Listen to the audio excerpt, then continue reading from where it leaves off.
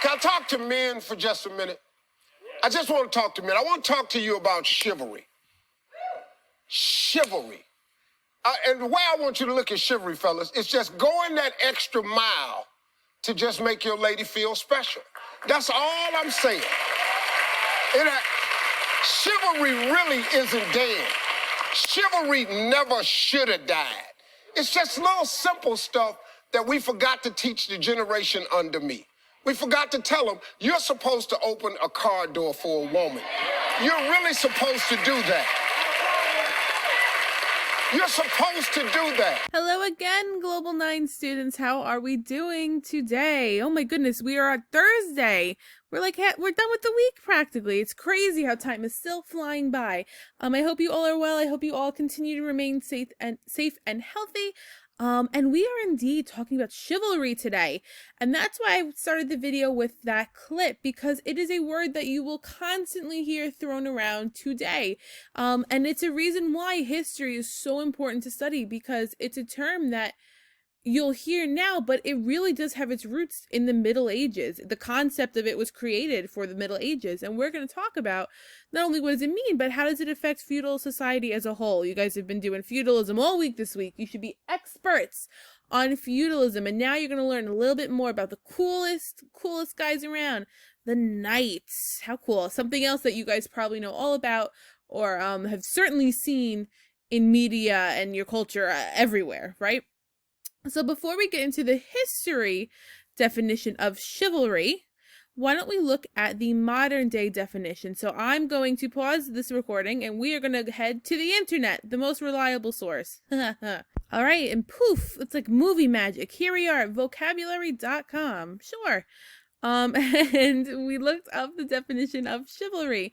So if you're looking for a more modern, I guess, definition, the one would be men behaving courteously toward women, such as holding the door for them, offering them their jackets when it's cold, is called chivalry. Many women consider chivalry a lost art. Nice work, fellas. Very funny. So it's like Steve had said before, it's not just these. It could be opening the car door before, for her. It could be maybe helping her carry something. It could be if you're going back a little bit, you ever see maybe in like older movies or movies that take place during an older time period, a man helping a lady across a puddle. Maybe they offer like their jacket to walk across, anything like that, right? That's called chivalry now. So when you hear people talk about chivalry now, that's what they're talking about, men behaving courteously towards women. You might also often hear the phrase, either chivalry is dead or chivalry is not dead. That's usually what happens when someone goes to hold the door for a woman. She might go, oh, chivalry's not dead after all, huh? Very cute.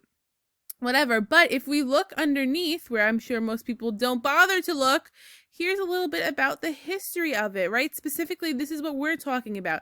In the Middle Ages, a knight was expected to be brave, loyal, and to open the tavern door for his date. Picture a knight kneeling before a maiden and kissing her hand. It's a classic image of chivalry from the storybooks, right? So now we're gonna do a little bit more movie magic. 1, 2, 3. Bam! We're back, and we're back with our PowerPoint.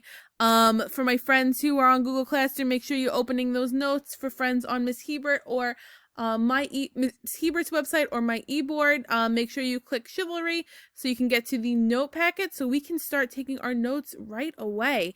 And let's talk about it. What are we going to give this historical definition for chivalry? How is it going to apply to the Middle Ages? Well, we're going to say it's the medieval knightly system with its religious, moral, and social code. Woof, that's a mouthful for a definition. Let's go over it. So we know it's medieval.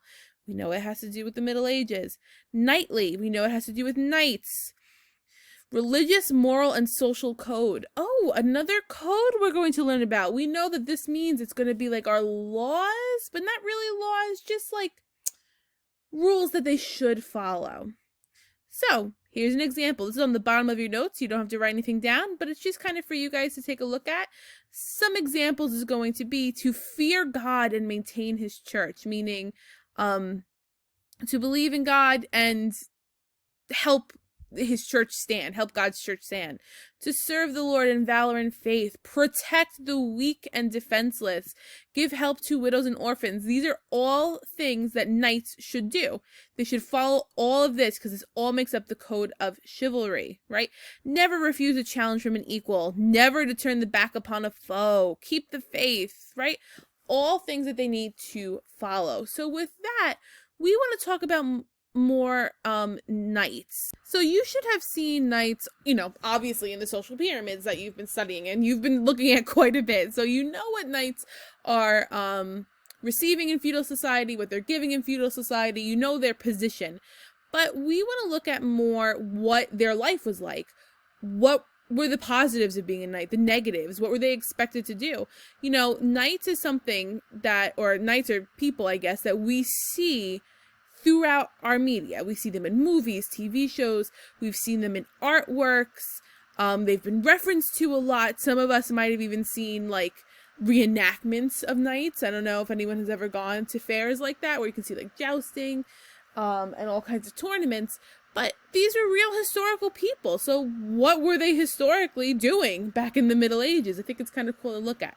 Side note, this movie right here, one of my favorite movies of all time. If you know the movie, shoot me an email, Miss Hebert's Kids. This goes for you as well. And, tell me the name of the movie. And maybe we can talk about a little bonus. Because everyone should watch this movie. See if you can get it. All right. So here are your notes for chivalry in life as a knight. I'm leaving this up here and I'm going to talk over it. I figure you want to pause it if you want to copy everything, be my guest. But here are like the main aspects of being a knight. So we know that it's obviously part of the feudal system.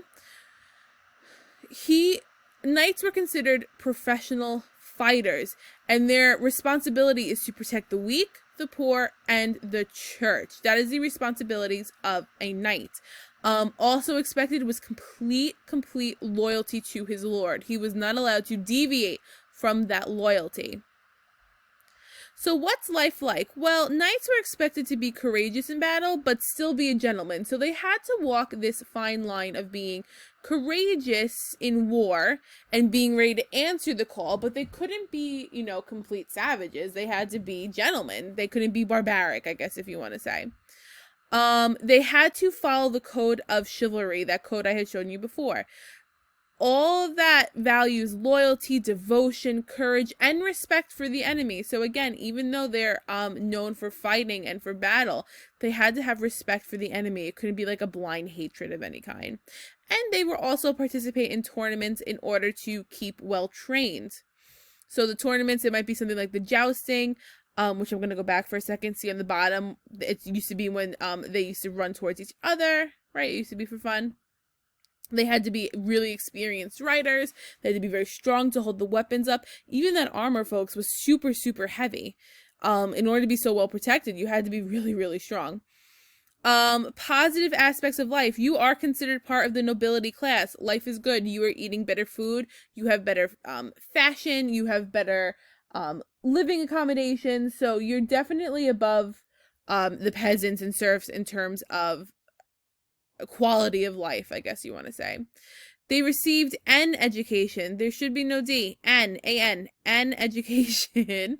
And they were protectors of the poor, which is considered positive, again, because it just shows they were of like a higher social class and they had more benefits.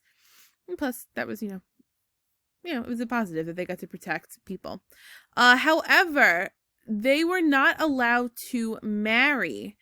And they could not inherit property. So a combination of these two, right, not being able to marry and not being able to inherit property, means that a knight could never set up his own estate. He was never going to be able to own his own estate, land, anything like that, because he couldn't inherit property and he couldn't even marry into it.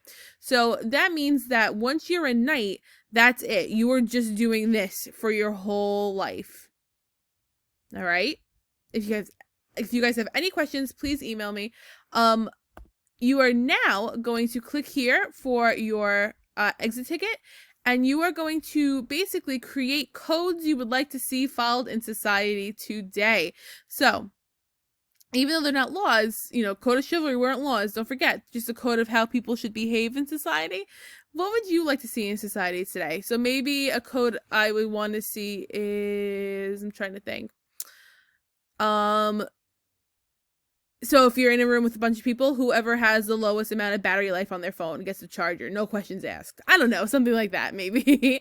I'm sure you guys will think of way better ones than I will.